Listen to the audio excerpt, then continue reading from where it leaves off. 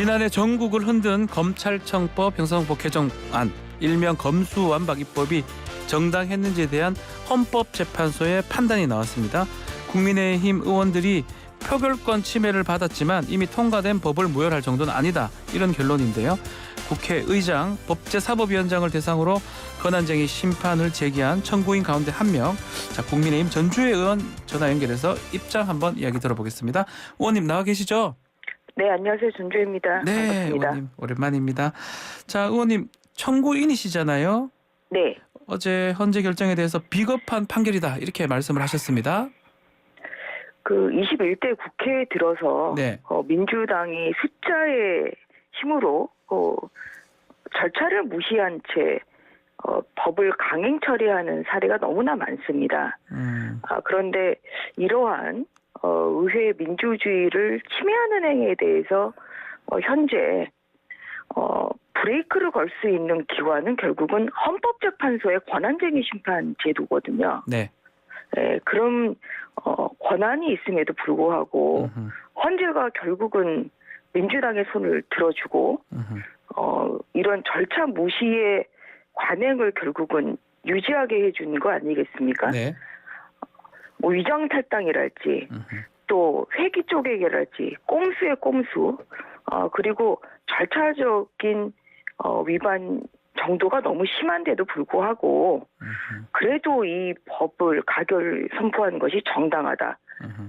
이제 그러한 정당성을 결국은 만들어 준 거 아니겠어요? 그런 면에서 의회 독재에 제동을 걸어야 될 헌재가 네. 오히려 의회 독재에 날개를 달아줬다는 면에서 저는 비겁한 결정이다, 이렇게 생각합니다. 그게 그 의회 독재를 멈추게 하는 자정 기능을 헌재가 해야 된다. 그래서 이것도 방기했다, 이렇게 말씀하신 똑같은 이유인가요? 네네, 그렇죠. 네. 그러면 그 민영배 의원의 위장 탈당은 뭐 이것 자체의 문제의 심각성은 헌재에서도 인정을 했습니다만, 네. 이제 그렇다고 하면 당연히 이 법에 무효까지 선고를 해야죠. 아하. 이렇게 법의 취지를 전면적으로 몰각을 하고 또 형해화시키는 이런 행위에 대해서 이것은 국민들의 법감정으로도 민영배 의원의 위장 탈당은 있어서는 안 되는 행위 아닌가요? 그런데 헌재의 이번 결정은 앞으로 그런 발생해도 법은 오케이. 그런 결정을 내려준 것이기 때문에 그런 면에서 헌재가 제대로 해야 할 역할을 하지 못했다. 그런 아쉬움이 큽니다. 지금 말씀하신 특히 민영배 의원 위장 탈당 이 절차, 네. 이 문제가 있었다고 5대4로 이 부분은 인용을 한 거라고 봐야 될 것 같은데, 네. 이 부분은 그럼에도 불구하고 법률은 이제 유효하다. 법률은 유효하다고 하니까. 네. 그러니까 국민의힘에서는 뭐 술은 마셨는데 음주운전은 아니라 예. 뭐 이런 비판의 소리가 나오는 거 아니겠어요? 이 부분은 민주당이 좀 사과를 해야 된다, 이렇게 보시는 겁니까? 당연히 사과를 해야죠. 그리고 저는 민영배 의원도 네. 거기에 대한 합당한 처신, 어떠한 그런 본인의 네. 사과도 물론 민주당뿐만 아니라 민영배 의원도 사과를 해야 되고 거기에 책임지는 자세를 저는 가져야 된다고 봅니다. 자, 지금 국회 말고도 법무부하고 검찰에서도 권한쟁의 심판을 지금 했는데 이 네. 부분은 각하가 됐습니다. 이 각하된 부분, 이 부분은 어떻게 보십니까? 그러니까 근데 이것도 5대4로 나뉘어요. 예, 다 5대3입니다, 이번에. 예. 그러니까 뭐냐면 뭐 법무부 장관의 청구인 자격이 있느냐, 이거는 변론으로 하더라도 네. 검찰의 수사권과 소추권이 네. 헌법상의 권리냐 아니냐, 여기에 대해서 재판관들의 의견이 이렇게 나뉜 거죠. 그래서 5명의 이제 재판관들은 검사의 수사권은 명시가 돼 있질 않으니까 이것은 헌법상의 권리라고 볼 수는 없다. 네. 이렇게 판단을 내려서 각하를 한 것이고요. 네. 그 4명의 재판관들은 뭐 영장 청구권이랄지 여러 가지 그 헌법의 기재를 볼 때 이것은 헌법상으로도 검사의 수사권과 소추권을 그것은 헌법상의 권리다, 이제 이렇게 판단을 한 것이죠. 그런데 그렇죠. 네. 저는 여기에서 사실 유의미한 건 뭐냐면 어떤 겁니까? 헌법재판소의 그러니까 중립적인 구성이 굉장히 중요하다는 거죠. 왜냐하면 지금 5대4로 갈리는데 그 앞에 그렇죠. 그 예. 5명의 이제 재판관들은 우리법 연구회랄지 민변이랄지 국제인권법 연구회 뭐 이러한 특정 성향을 가진 네. 단체 출신의 재판관들입니다. 아하. 그래서 이제 이런 분들이 결국은 또 같은 생각을 가지고 이제 이렇게 같은 결론을 내린 거 아니겠어요? 예. 그래서 이런 중립적이지 않은 헌법재판소의 구성, 결국은 어떤 편파적인 성격의 재판관들이 편파적인 결정을 저는 했다고 보고 있고요. 편파적이다. 네, 성향상. 그렇기 때문에 술은 마셨지만 음주운전은 아니다. 음흠. 임영규 의원의 위장탈당은 잘못한 게 맞지만 예. 그래도 법 가결은 적법하다. 음흠. 이렇게 모순된 결정을 한 가장 큰 원인이 그것이라고 보고 있고요. 네. 앞으로 이제 계속 헌법재판관의 이제 임기 만료로 교체가 그렇죠. 이루어질 것이기 때문에 바뀌는데요. 거기에서 예. 중립적 구성이 굉장히 중요하다고 생각합니다. 자, 근데 이제 문제가 말씀대로 지금 재판관들이 이제 일부 교체가 됩니다. 아마 윤석열 정부 임기 내에 바뀌는 상황인데 네. 임기 내에 바뀌게 되면 검증을 또 법무부에서 하지 않습니까? 네. 이 성향 문제가 이 앞으로 지금 되게 중요할 것 같아요. 근데 그거는 좀 예. 그 지금 임명을 말씀하셔서, 누가 하느냐에 따라 좀 다르기 때문에 네. 예, 그건 좀 다른 것 같습니다. 다른 그건. 문제입니까? 예. 지금 성향 문제를 말씀하셔서 문재인 정부 때 된 사람이기 때문에 그거는 그 그렇다. 어떠한 그런 도덕적인 예. 검증인 것이지 어떠한 그런 어떠한 성향 정치적 성향을 가지고 있는지 네. 이것을 그것을 법무부나 아니면은 어떤 인사 검증 과정에서 그렇게 하는 것은 아닌 거죠. 그렇게 해서는 안 된다. 네. 성향을 말씀을 하시긴 하시지만 앞으로 법무부에서 이 검증을 할 때는 그러니까 이것을 보면 안 된다 이 법무부와 말씀인가요? 연관하는 거는 예. 그거는 좀 지나친 해석이라고 봅니다. 다른 겁니까? 예. 네. 알겠습니다. 혹시 또 이렇게 제 생각은 아닌데 내로남불로 좀 비춰질 수도 있을지 않겠어요? 이번에 지금 김기현 대표도 성향 얘기를 뭐냐면은 하셨으니까. 그게 아니라 예. 앞으로 그렇게 중립적인 사람으로 구성을 해야 된다는 건데 네. 만약에 이제 그렇지 않다고 하면 그건 내로남불이라는 이야기를 앞으로 들을 수 있겠죠. 그런데 지금 앞으로 그 헌법재판소가 재판관이 지금 이제 다음 주에 청문회가 열리고 있는데 그렇죠. 예, 그런 맞습니다. 과정을 국민들이 지켜보시는 거고요. 이것은 새로운 그 임기 교체되는 헌법재판관은 대법원장이 지명한 것입니다. 네. 그렇기 때문에 대법원장이나 그 임명권자인 지명권자인 대법원장이나 대통령이나 국회나 다 이 부분을 상당히 반영을 해야 되겠죠. 정치 중립적인 구성의 필요성에 대해서요. 네. 자, 지금 결국은 형사소송법, 검찰청법, 검수완박 법안 결국 지금 문제가 없는 걸로 지금 결정이 났는데 그 시행령으로 좀 했던 그런 검수 원복이라고 표현하죠. 네. 그 부분은 앞으로 어떻게 되는 겁니까? 시행령 자체가 문제가 있는 거 아니죠. 왜냐하면 너무나 이건 자명한 건데요. 네네. 경제 부패 등 대통령이 정하는 범죄를 검찰이 직접 수사할 수 있게 했죠. 네. 그래서 가장 중요했던 게 그 당시에 등과 중의 차이 아닙니까? 등이냐? 예. 그렇죠. 예. 그런데 경제 부패 등으로 네. 그걸 민주당 스스로도 그렇게 법을 만들어서 일방 처리를 했잖아요.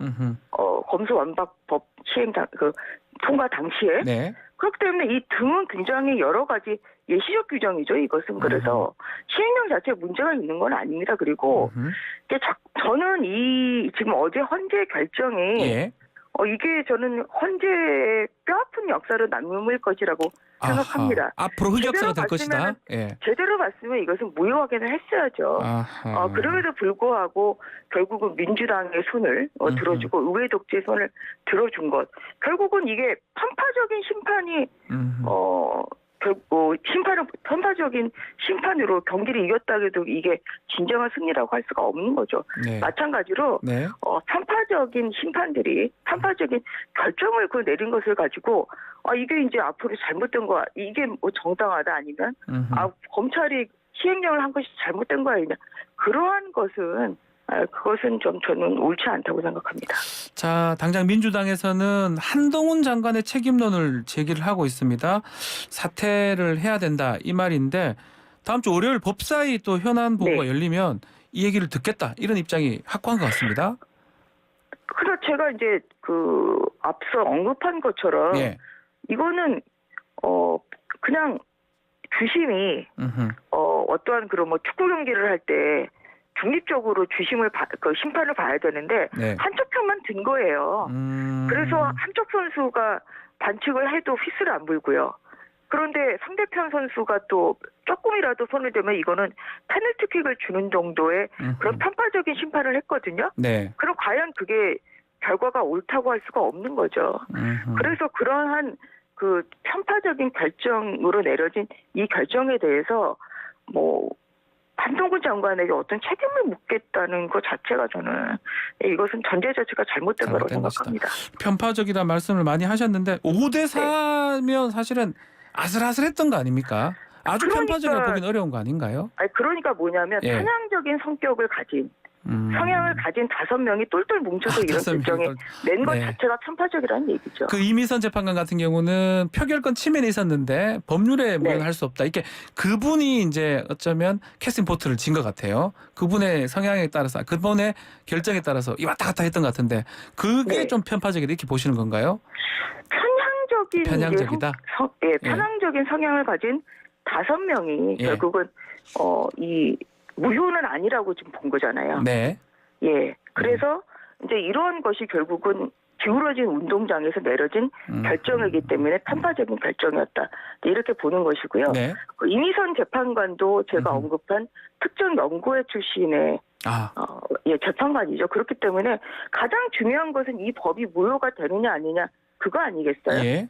예. 그런데 결론은 뭐 그게 제일 중요한 거죠. 그런데 이제 결론에 있어서는 결국은 이 5명, 나머지 그 4명의 그 재판관들과 같은 결론을 내려서 결국은 민주당이 손을 들어줬기 때문에 이러한 그 현재 기울어진 운동장에서 어쩔 수 그러니까 예견된 저는 결정이었다고 보고 있고요. 이미선 재판관이 뭐 어느 쪽은 이제 좀 중간 역할을 했다고 보고 있습니다만 그런 상황 같아요.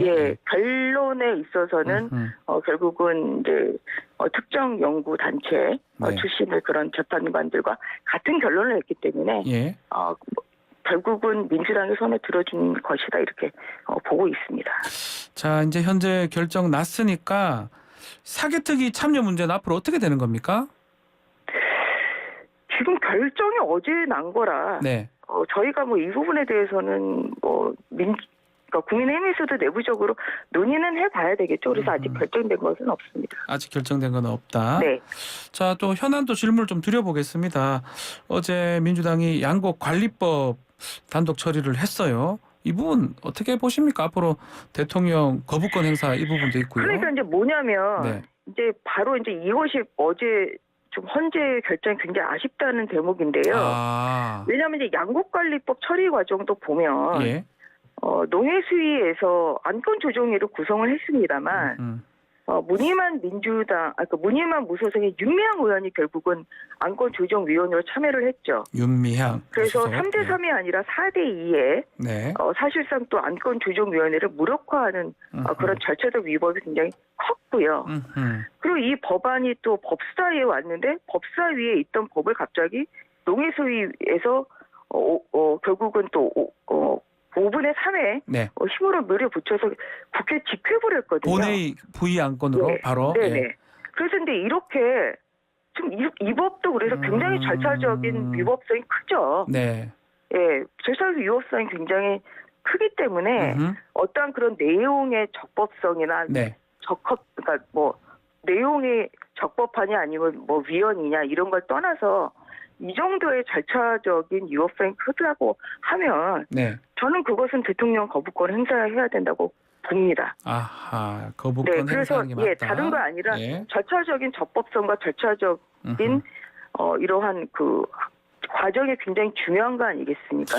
근데 또 사실상 또 한편으로는 다르게 질문을 좀 드려보면 법사위에서 모든 걸 또 막고 있다 민주당은 또 이렇게 말을 하거든요. 것 자체가 그게 정말 내로남불적인 발언이죠. 막고 있는 게 아니라 이것은 의무조항 일정 이상만 지난 어떤 요건에 해당하면 국가 매입 의무를 이제 가지게 되는 면에서 어떤 다른 작물과의 형평성 뭐 이런 건 당연히 헌법의 형평성의 원칙에 위배되는 그런 부분이 분명히 있다고 볼 여지가 있죠. 예. 그래서 국회에서 이렇게 법을 심사를 제대로 하겠다는 것을 지금 오히려 민주당이 발목 꺾기를 한 거죠. 발목 꺾기는 한 것이다. 예. 그래서 이렇게 절차를 무시하는 이러한 행태에 대해서 좀 헌재에서 예. 또 브레이크를 좀 제동을 했어야 되는데 걸어야 어제 되지 결정 때문에 예. 계속 반복될 것이다 이 결국은 말씀이네요. 이제 아무런 그런 그 절차 무시를 해도 음흠. 헌재에서 다 앞으로도 뭐 손을 들어주겠다. 사실 이러한 결정이나 마찬가지 아니겠습니까? 이러한 면에서 어제 결정이 헌재의 책무를 지키지 못한 망각한 그런 결정이었다는 것이죠. 알겠습니다. 좀 얼마 안 네. 남았는데 마지막 질문으로 어제 51명의 의원이 불체포 특권 포기 서약을 했더라고요. 네. 의원님도 서명을 하신 겁니까? 저는 안 하셨어요? 예. 저는 아마 제가 바쁘다 보니까 서명에 참여를 못한 것 같습니다. 이게 지금 이재명 겨냥한 거 아니냐 이런 해석도 나오더라고요. 그런 것보다는 네.